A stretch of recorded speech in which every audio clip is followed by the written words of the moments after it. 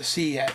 Okay, now the first one, I'm very surprised it came out. It's considered the worst movie of all time. And the thing is, this is kind of weird, but I never used to see it as terrible. I don't know why, but I remember watching this movie as a kid, renting it all the time. And back in like 1992, loved this movie. And it's Troll 2. They call this the 20th anniversary Neal Bog edition. There's nothing on it, which is a really big shame. There's no special features, it's just a trailer. I was hoping they would do a commentary or something for it. But I know Best Worth Movie is coming out soon, the documentary that Michael Stephenson did, which is amazing. Definitely check that out. But this is Troll 2. If you haven't seen that, it's about a family that goes to Neal Bog, which is goblin spelled backwards, to switch homes. The one family stays at their house, they stay at the family's house, and it ends up being a town filled with goblins, and they want the family that moves in to eat all their food, so they turn to plant life so they can eat them. It's very, very strange. I've always liked it. It's definitely one to check out. What's just so weird is going into Walmart and seeing this strange movie in the Blu-rays, because Walmart only carries certain new Blu-rays, and they've got this in like every one I've been to, which is, in a way, when you really think about it, amazing that it's become that big of a phenomenon that, now it's in Walmart. And I don't know, it's definitely one to check out, though. The next one, this is a rental copy I got of Kick-Ass, which I've talked about this before. I like this movie a lot. I don't want to go into full details on this, but I did like it. Now I got the next one I got is Hatchet, and I didn't get to see Hatchet 2 in theaters, which sucks, since AMC pulled the thing out after like 4 days. Which, like, I was right when I was ready to go to it, and it was out. I was thinking, oh, they're probably going to put it in some closer theaters, but then they took it out, which really sucks that AMC did that, and I don't know. But it's Hatchet, which, I rewatched this again, really like this movie. It really is, when you think about it, for slasher movies, nothing has done it this well, slasher-wise, in a long time, especially for effects.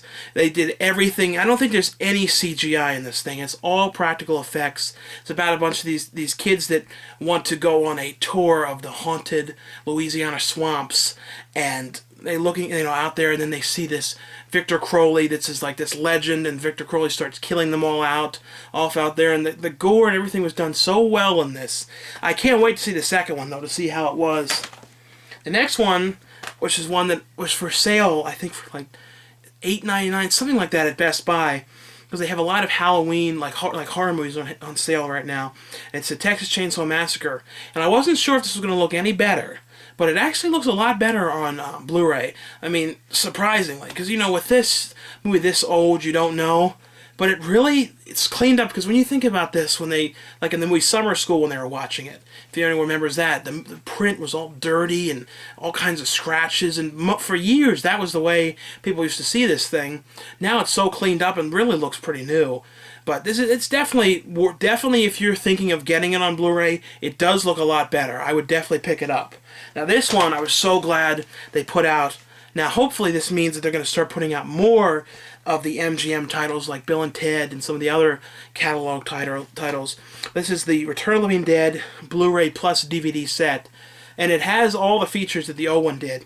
It's just basically the Blu-ray of the film. And I will say, though, they I forgot to say about Troll, they fixed the audio. On the old DVD, there was a couple scenes where the audio... No, one scene when they gave him the bagel in the car, the audio was totally missing. It's back in that one, if anyone was wondering. This one, though, they still have the audio changed. They don't... Because there was a couple tracks that were changed with the voices, and the one scene when the one guy kills himself in the thing, they turned the music down. In the original of the film, they didn't do that. I don't know why they did that. I think it was the director decided to do that later, but that's the only thing that always upset me, is they never put out the actual original version with no little changes to it. But this is definitely one to pick up, though it looks really good on Blu-ray. And I met Jewel Shepard, which was great, because I've always missed her at every convention. She's always on the ones that I'm not at the Weekend of Horror. She wasn't signing, but I just recognized she was there. Now the next one I got was both of the National Lampoon's films. And another surprise with these is they didn't put anything new on these, which sucks, because especially when something comes to Blu-ray, you pretty much know that this is the end of it. They're not going to do another one of the, another release. unless they put it out and like re-release it in 3D or something, which I highly doubt they're going to do that. Though if they do the remake or that new sequel, maybe they'll put a new special edition of these, but it's pretty much just the same features on both of these. But they looks great on Blu-ray. I love these films. But basically, too, when I buy something like this, I get rid of the old DVDs. The next one I got was I saw the new Resident Evil. It wasn't that great, but I wanted to rewatch the new one because I think I have a DVD of it. Or I sold it, so I wanted to re-get it. It's fine. I didn't absolutely love it though. Now this one I watched when I was at MJ's house. I actually went for the first time to the Red Box and I rented it, and I already had it pre-ordered and it was sent to California. But I really wanted to see this, so I was like the first thing I ever watched from the Red Box. And it was simple, but I'm not the kind of person that likes to own the things. But it works good, though. I will say that. Like, if there's something that I really didn't know about, or like exclusive to that, I would do it that way again. And the Redbox now has Blu-rays, which is cool. But this is Afterlife with Christina Ricci, and it's her. She gets into this accident and wakes up on the slab in a embalming room, and Liam Neeson is saying to her, "You're dead," and she doesn't believe it. And I don't know, I thought this was really good. A couple of people I've talked to that watched it didn't like it. This is one of these movies that I really got really into, thought was really good. I don't know. And basically, then she's talking to Justin Long in one part. The whole time, you never know if she's dead, if she's, you don't know what's going on. But it's definitely worth checking out. Check out the trailer for this. I really liked it, though. And remember, though, these DVDs are from a period of 4 months. Okay, now the next one I got was Falling Down. This was finally on sale. And I also had a thing from not going to Best Buy. I had a whole bunch of word things that built up. Something like that. Or I think someone used my card and they used it to get a washing machine or something. So I had like $80 and stuff. So I bought a whole bunch of stuff. But I got Michael Douglas Falling Down. And I've wanted to get this on Blu-ray for a long time. And this, if you haven't seen it, is Michael Douglas. He's waiting in traffic and the car, it's stuck. It's hot in California. And that happens. Like the traffic, if you go into LA, is terrible. You can be stuck in it for hours not getting anywhere. But he basically flips out. He gets out of his car, leaves it, goes to this convenience store, tries to get change for the phone to call his ex-wife to talk to his daughter, and things go terrible, and the one guy won't give him change, and all this kind of stuff. Then I think he hits the guy with a bat or something, messes the store all up. Then things start going and becomes a wanted man. It's hard to explain, but it's really good. Joe Schumacher, who directed Lost Boys and a number of other things, did this.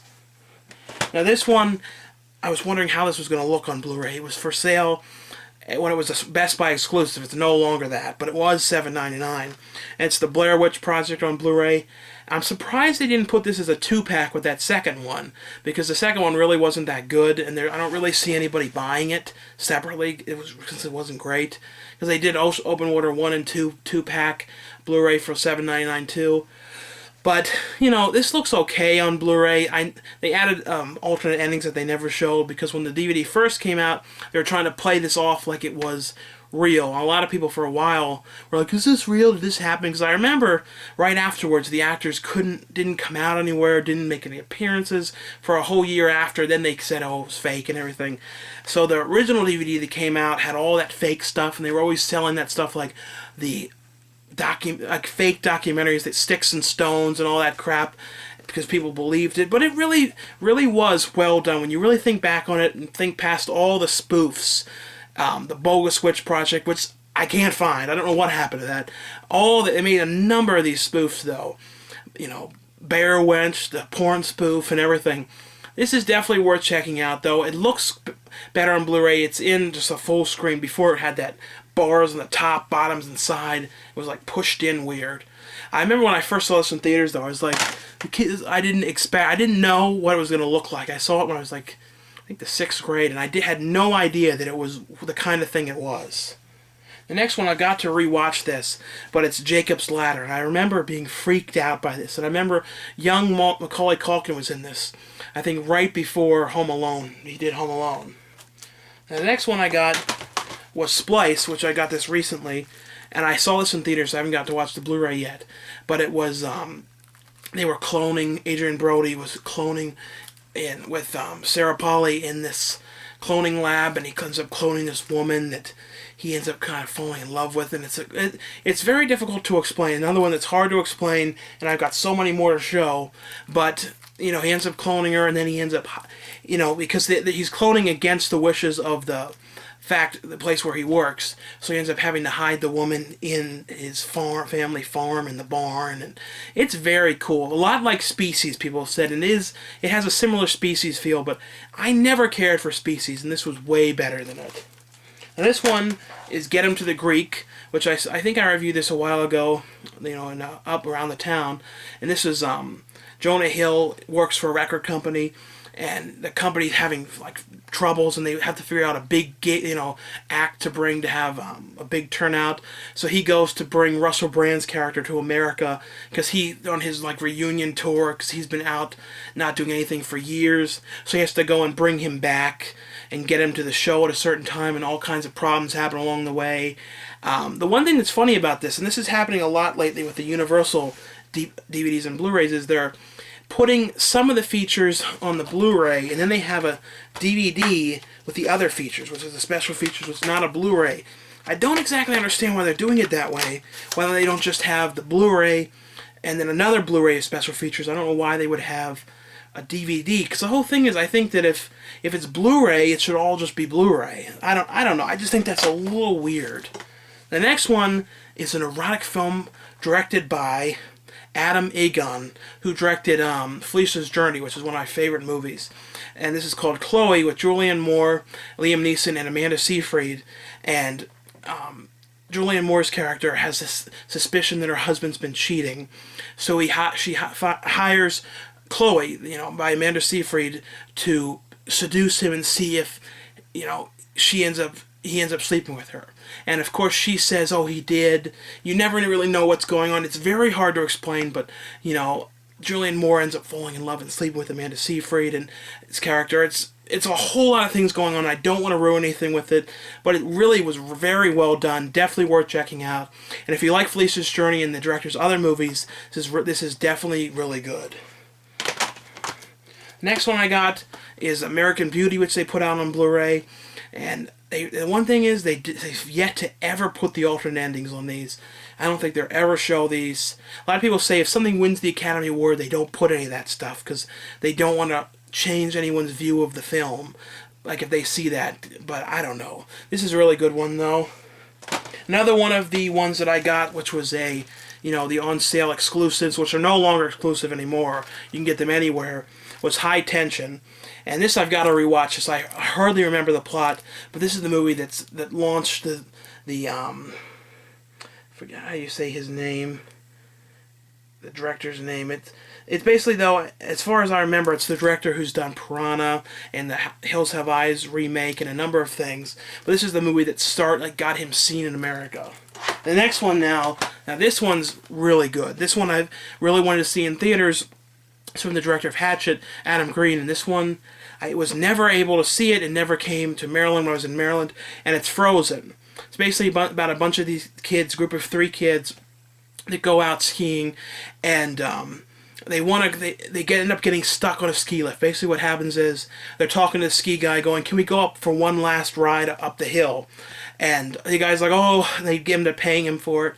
And basically the guy has to go to the bathroom and someone takes over for him. And he ends up doesn't realize that the people are up there. So they end up getting stuck up there, and it's a Friday, so they're stuck up there for days. And they will be stuck up there for days. And I don't want to ruin anything with this. But basically, it will freak you the fuck out. And the one thing that was so cool about this was no sound stage. This was all shot on real ski lift, real location, real snow, real everything. And this will creep you out. The one cool thing was, the one character's name is Joe Lynch. And at one point, Joe Lynch talks to the real Joe Lynch. Director Joe Lynch of Wrong Turn 2. He says something to the other Joe Lynch in his cameo in it. But definitely check this one out. The next one I just got, I thought this one was pretty good. It's the Night of the Demons remake. And this one just came out. I cannot remember the original one that well. I have not seen that in a long time. I know they made 3 parts, as I remember, to that. And the one Ben Stiller's wife was in, I think, the 3rd one. I don't really remember the first one though, but this was very. I think it was a little different than the original. A lot of little things changed. This has Eddie Furlong in it, and that was one of the main reasons I got it, was to see Eddie Furlong and to see Tiffany Shepis. Tiffany Shepis in it for a little bit, and Eddie Furlong's throughout the thing. And this is worth checking out. I mean, like I said, I didn't absolutely love it, but I thought it was cool. But they're having a party and they end up in this old haunted house, the old house that's like possessed, and one by one they're all turning into these demon things. And I thought the makeup was really well done. I saw the panel for this at the Weekend of Horrors. Like I said, it's worth checking out. A little difficult to explain. The one from Les Duress was in this too. The next one I got was Lost Boys 3, The Tribe. And I surprisingly really like this. I didn't care for the second one very much. It was alright. It was kind of like, okay, this is what we get. It's been, 20 years, okay, or 18 years, whatever it was. And it's like, okay, I guess this is Lost Boys 2. And then they came back with this one, which was too bad that Lost Boys 2 wasn't this movie, because Lost Boys 2 had they basically just said fuck Lost Boys 2 and made this, and I'm glad that they did that. I mean, it's too bad they couldn't have gotten Corey Haim in this, because they made it before he died. I'm pretty sure it was a little bit before. They did some stuff to, I don't know, they were using clips of Corey Haim from the first one. It was very sad when you think about it, because I just wish they could have gotten him in it, especially since it was so much better. But they bring back, both the Frog Brothers are in it, reunited, and which I was glad to see that actor come back, because he hasn't done anything in a long time, who played the Edgar Frog. But it's, Corey Feldman's character having to help find this one's brother, and and he's like talking the whole way. He's like, "Well, we gotta take him down. Oh, I'm so sick and tired of this." He's talking like that the whole time, and I don't know. It's kind of funny like that. It's worth checking out. But he's gets there, and then the Frog Brothers reunite and fight the one at the end, and there's a lot of disco stuff, and they're like, of course they're singing the Cry Little Sister song, and for some reason they never use the original version, which was so much better. They always use this new techno version, which really I don't care for. It's sort of techno-ish. I like the original one. I don't know. The next one I got was The Simpsons, the complete 13th season. And I have to rewatch this one, but it's on Blu-ray, so I haven't even got to look at the episodes to see how they look, though. Now, this one is so surprising to see this in Target and Walmart and everywhere. And it's The Human Centipede, which is considered one of the most craziest movies of all time. And it's not the craziest. I've seen way more crazy, but it's really cool. The main actor who plays the doctor is really creepy. And it's about these girls that are going on a trip. They end up breaking down and end up trying to get help. I think they're out in Germany or something. I don't remember exactly where they are, but they break down. They end up at the house of this doctor who's crazy. Basically, the doctor is sewing people's heads to people's arse holes and making a centipede. That's pretty much the plot. But it's very intense, and they're making a sequel, which is said to be even crazier and even grosser. And I think the centipede's supposed to have 10 people in it. Now, the next Blu-ray I got, and I realized after I got this that they have a 2-disc version, which is like $10 more, but oh well. And it's The Exorcist, the extended cut. And, the extended cut really was cool. It was the one that had the stuff of her going down the steps backwards and a lot of that stuff. But, this, I haven't got to look at it yet, though. Like I said, I really, really wanted to get this DVD update because it's been so long, and it just felt like it's time to do this. Now, here's a few that I haven't watched here. This one I just got yesterday. It's a Tales from the Dark Side, the final season. And it has, I did watch the one episode at the end, these bonus episodes called The Attic Suite, and I didn't watch the other one. I think the other one was a pilot for something, but I cannot figure out what this Attic Suite episode was. It has no opening credits. It has nothing. It wasn't part of this series. I don't know if anyone knows what it was. If anyone who made the thing knows what it is, let me know. I'm really wondering. It was really well done. So I don't know if it was a pilot for something, or if it's an episode from Tales from the Dark Side that they scrapped for some reason.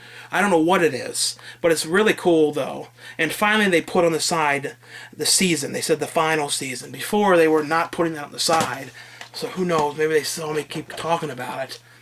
Now, these ones I haven't watched yet. And it's Cop Out, No. Hell no. Dead Calm, Don't Look Up, and The Horseman. These are ones I didn't get to watch yet. And I've got, like, I think 13 or 14 still more than I'm going to be talking about. Anyway, guys, sorry for this huge delay. Like I said, it was so busy film-wise. I really wanted to just go get this thing done for you guys. And thanks a lot for sticking with me and continuing to watch this and for subscribing and, you know, sharing these things around. It means so much, guys. I've been able to do everything I have because of you guys. So like I said, it means a lot. And I'll see you guys in probably 2 to 3 weeks. Okay,